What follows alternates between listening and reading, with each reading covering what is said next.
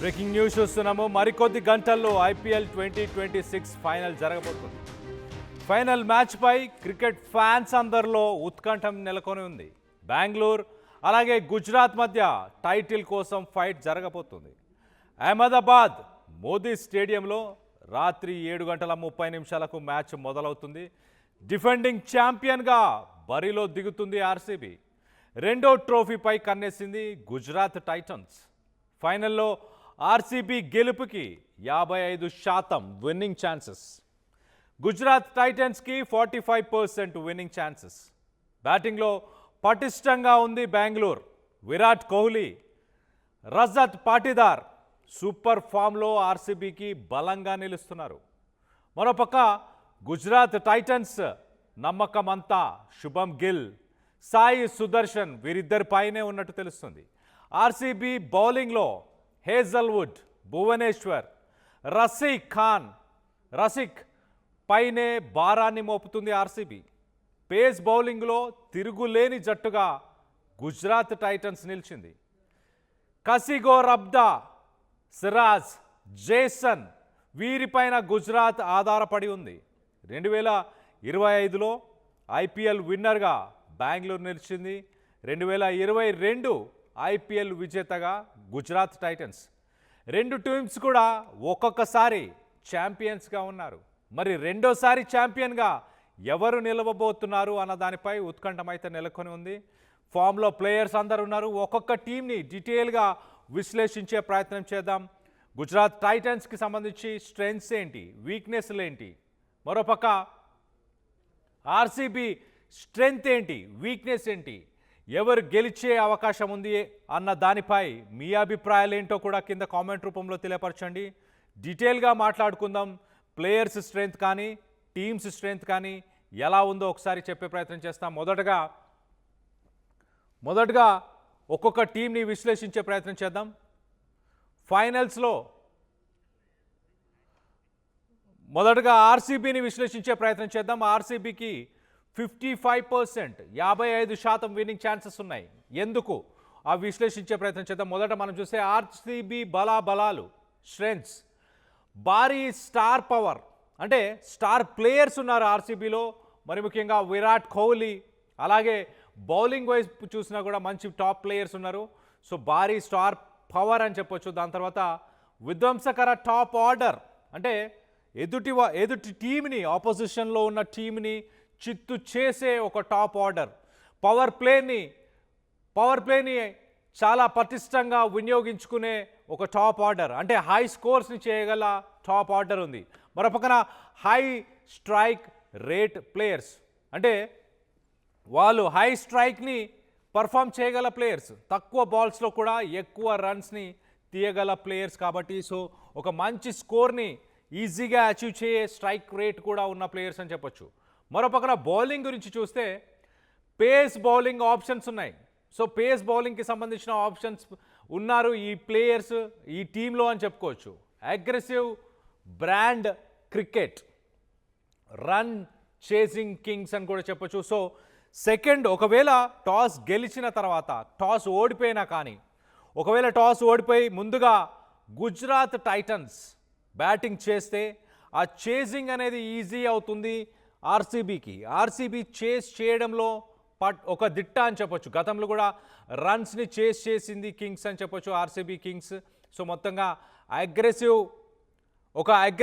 Brand cricketers అని చెప్పొచ్చు, team అని చెప్పొచ్చు, అగ్రెసివ్ బ్రాండ్ అని చెప్పొచ్చు. అంటే కోహ్లీ కెప్టెన్సీలో, కోహ్లీ గైడెన్స్లో ఖచ్చితంగా టీం ఒక అగ్రెసివ్గానే ఈ మ్యాచ్ని ఆడబోతుందని చాలా క్లియర్గా అర్థమవుతుంది. సో ఆర్సీబీ బలాలు ఇవన్నీ అని చెప్పొచ్చు. దాని తర్వాత ఆర్సీబీకి ఉన్న ప్లేయర్స్ స్ట్రెంగ్త్, ఆర్సీబీకి ఉన్న ఇంకా స్ట్రెంగ్త్ గురించి, బలహీనతల గురించి ఒకసారి మాట్లాడుకునే ప్రయత్నం చేద్దాం. బలహీనతలు ఒకసారి చూస్తే బౌలింగ్ స్థిరత్వం లేకపోవడం అంటే బౌలింగ్లో ఒక స్ట్రాంగ్ ప్లేయర్స్ లేకపోవడం, స్టెబిలిటీ లేకపోవడం, అలాగే మిడిల్ ఆర్డర్ పతనం. సో మనం మాట్లాడుకున్నట్టు టాప్ ఆర్డర్, టాప్ లెవెల్లో ఉన్న ప్లేయర్స్ పవర్ ప్లే దాకా ఒక మంచి పర్ఫార్మెన్స్ మనం మొన్నటి మ్యాచ్లో, ఎస్ఆర్హెచ్ మ్యాచ్లో కూడా చూసాము.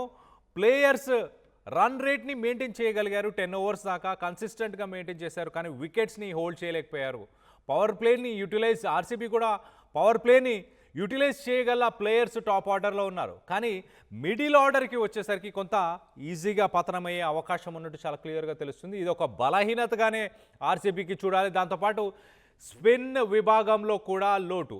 సో మిడిల్ ఆర్డర్ అంటే బ్యాటింగ్లో మిడిల్ ఆర్డర్లో కొంత నెగిటివ్స్ ఉన్నాయి, కొంత వీక్నెస్ ఉంది. అలాగే బౌలింగ్లో స్పిన్లో కూడా కొంత లోటు ఉన్నట్టు తెలుస్తుంది. బౌలింగ్ స్థిరత్వం కూడా లేకపోవడం, సో స్టెబిలిటీ కూడా లేకపోవడం, ఇవన్నీ కూడా కొంత నెగటివ్స్ బ్యాక్డ్రాప్స్ అనొచ్చు. వీటి వల్ల మరి గుజరాత్ టైటన్స్ ఎలాంటి అడ్వాంటేజెస్ని ప్లేస్ చేయగలుగుతుంది, ఎలా అడ్వాంటేజెస్గా ఉంది.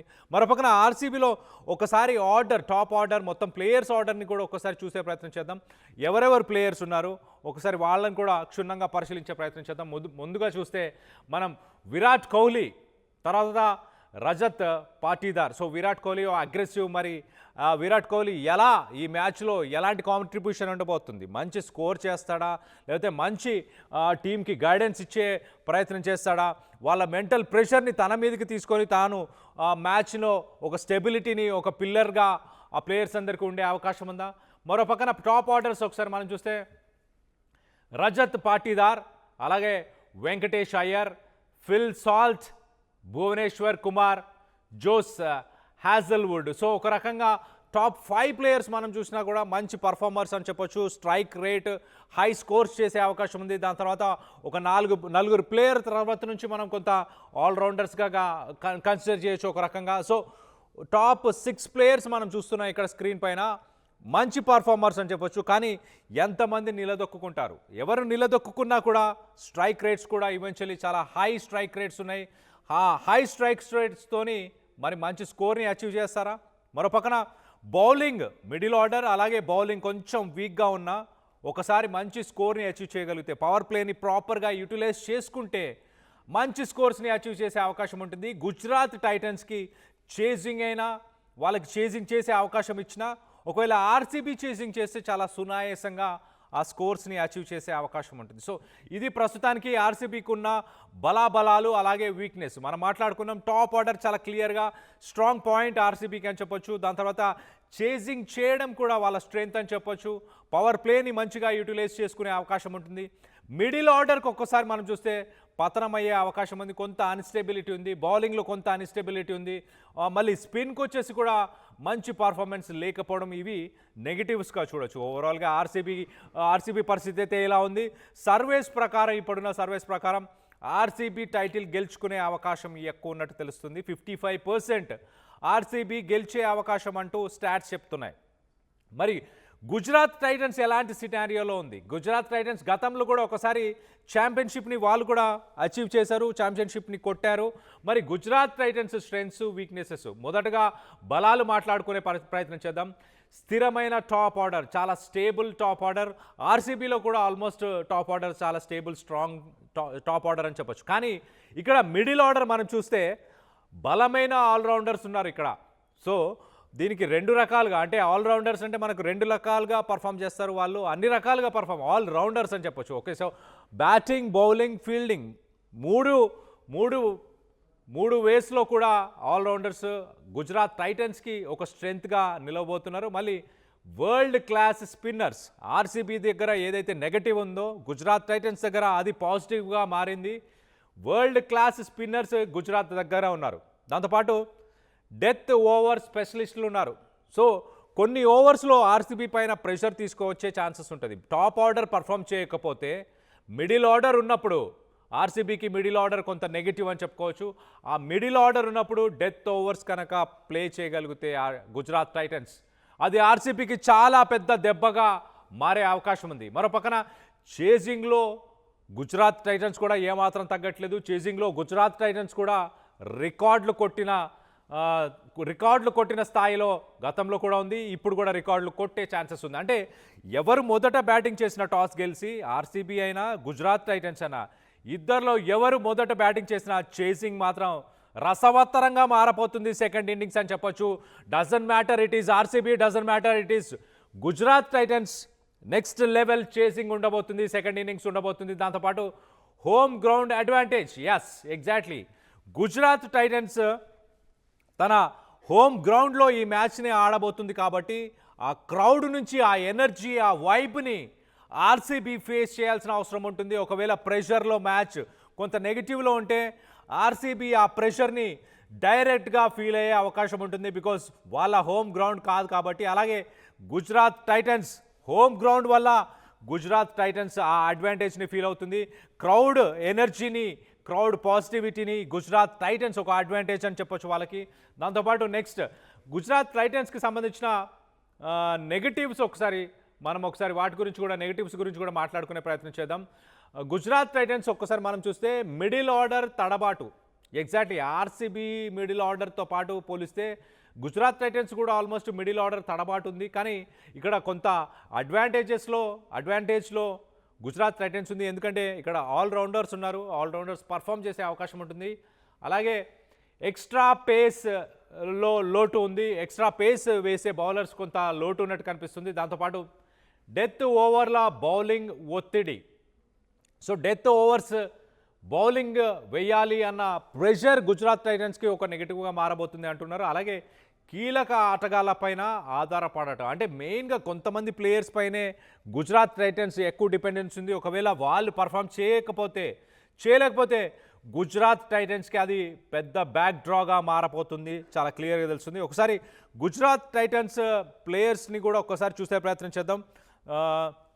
ఒక్కసారి మనం చూస్తే గుజరాత్ టైటన్స్ కీలక ఆటగాళ్ళు శుభమ్ గిల్, సాయి సుదర్శన్, జోస్ బట్లర్, అలాగే రషీద్ ఖాన్, కసిగో రబ్డా, అలాగే మహమ్మద్ సిరాజ్, అలాగే జేసన్ హోల్డర్. సో మొత్తం మీద మనం టాప్ ప్లేయర్స్ అందరినీ చూస్తున్నాం. ఇటు బ్యాట్స్మెన్స్ని చూస్తున్నాం, బౌలర్స్ని చూస్తున్నాం.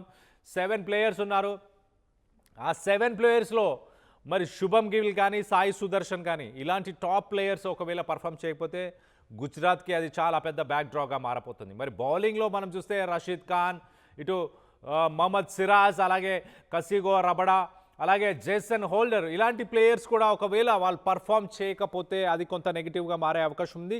ఎలా ఉంది ఒకసారి స్ట్రెంగ్స్ వీక్నెస్లు అన్నీ కూడా మనం మాట్లాడుకున్నాం.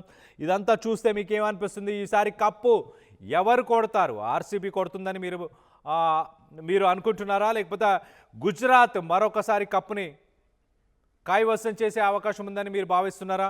మొత్తం మీద కొంత హై లెవెల్ ఉత్కంఠం అయితే నెలకొని ఉంది.